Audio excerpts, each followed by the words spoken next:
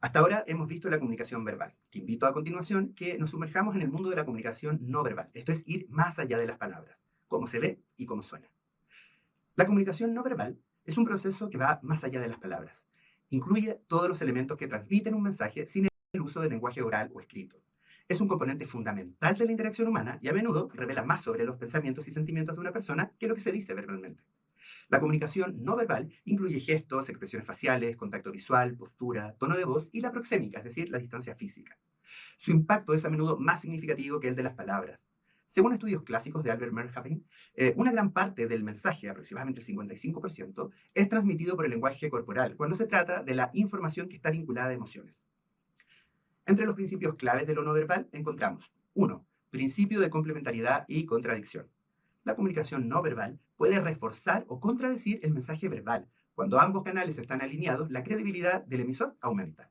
Por ejemplo, un facilitador que dice: estoy muy contento de estar aquí, con una sonrisa genuina y una postura abierta, complementa su mensaje. Si lo dice con los brazos cruzados y con una expresión más seria, lo contradice, generando cierta confusión.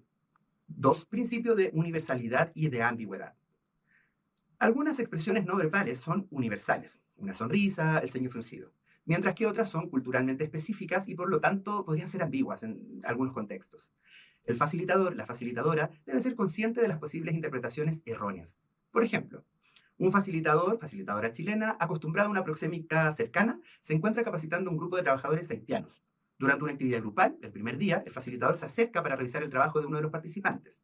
Este participante de otra cultura retrocede sutilmente, lo que el facilitador interpreta como una señal de desinterés o incomodidad con la actividad. Por eso hay que prestar ojo a esas señales. Principio 3, de expresión de la emoción y el clima. La comunicación no verbal es un poderoso vehículo para transmitir emociones, ya sea de forma consciente o inconsciente.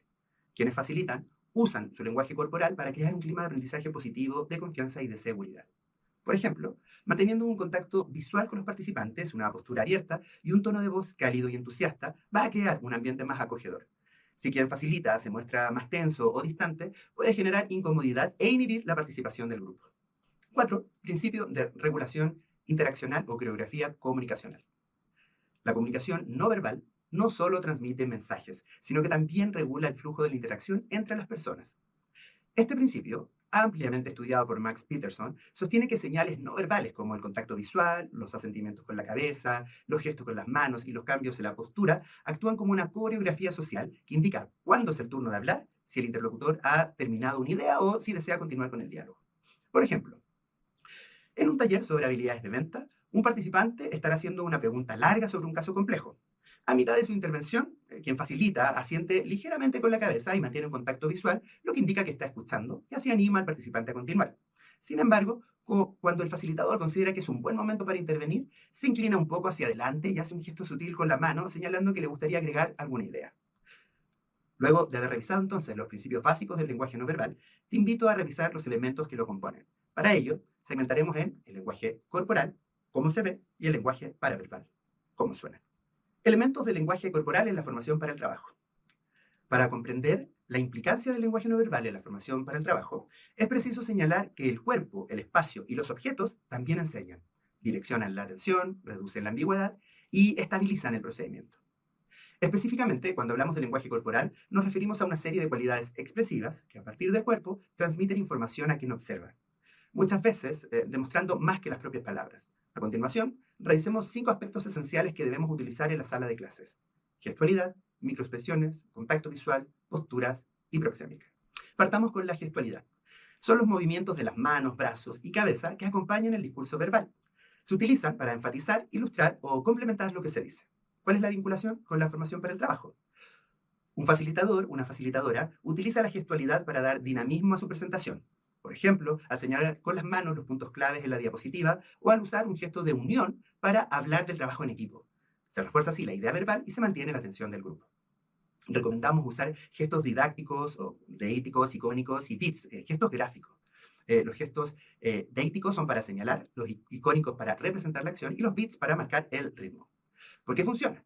Porque el gesto ancla el significado, reduce la carga de memoria de trabajo y mejora el aprendizaje en procedimiento.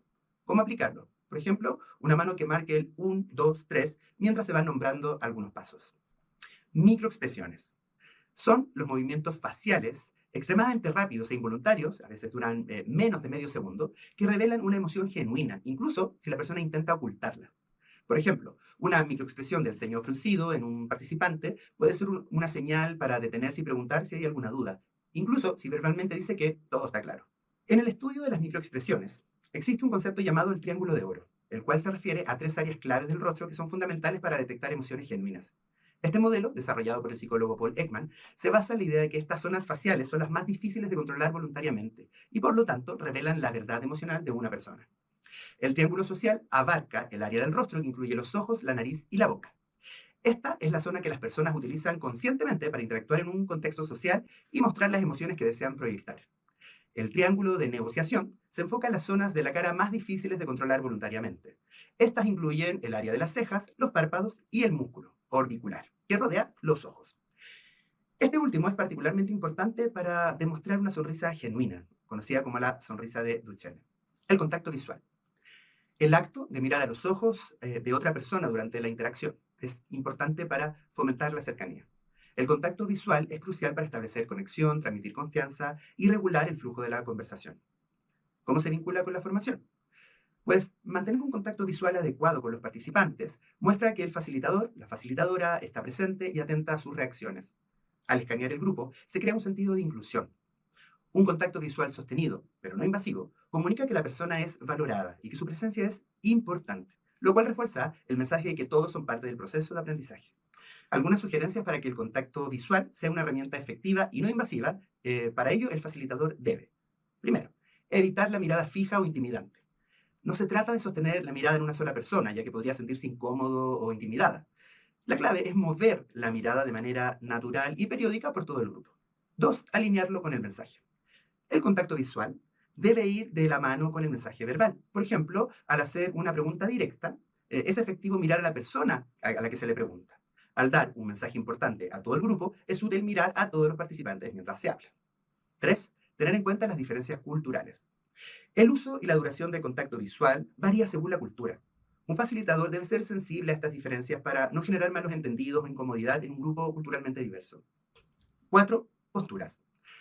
Son las posiciones que toma el cuerpo al estar de pie, sentado o al moverse. La postura puede comunicar el estado de ánimo, la actitud y el nivel de seguridad o de apertura de una persona. La postura entonces no solo comunica lo que sentimos, sino también refuerza el mensaje que queremos proyectar. Un facilitador, una facilitadora, puede utilizar su postura para proyectar autoridad y seguridad a través de una postura erguida y con los hombros relajados. Fomentar la apertura y la participación a través de una postura abierta, no cruzando los brazos o las piernas. Así invita a los participantes y reduce las barreras psicológicas. Y también indicar interés y escucha. Cuando quien facilita se inclina ligeramente hacia adelante mientras un participante habla, demuestra interés y atención. Esta acción no verbal valida la contribución del participante y fomenta un diálogo productivo que va en línea con el principio de la escucha activa. 5. Proxémica funcional. Esto es el estudio del uso del espacio personal y la distancia entre las personas durante una interacción. Es un concepto desarrollado por el antropólogo Edward Hall que postula que la distancia que mantenemos con otros no es aleatoria, sino que está regida por normas culturales y sociales. En la formación para el trabajo, quienes facilitan utilizan la proxémica de manera intencional para influir en la dinámica del grupo, crear cercanía o formalidad y, en última instancia, optimizar el proceso de aprendizaje. Entonces, estamos pensando la proxémica como una herramienta pedagógica. Es decir, tomar conciencia de la proxémica permite adaptar el comportamiento de quien facilita para crear el ambiente deseado en cada etapa de la formación. ¿Cómo crear un clima? Por ejemplo, al iniciar un taller, puede mantenerse en distancia social para establecer profesionalismo. Una vez que se desarrollen actividades más interactivas, puede reducir esa distancia física, acercarse a la zona personal para fomentar la confianza y la participación. También nos sirve para manejar la energía del grupo. Puede moverse por la sala para activar a los participantes, romper la monotonía o acercarse a un grupo que se muestra más pasivo. Y también para respetar la diversidad cultural. La proxémica es culturalmente específica. Debe ser sensible a las diferencias y no invadir el espacio personal si se percibe incomodidad. Esto es vital para construir una relación de respeto, especialmente en grupos con diversidad intercultural.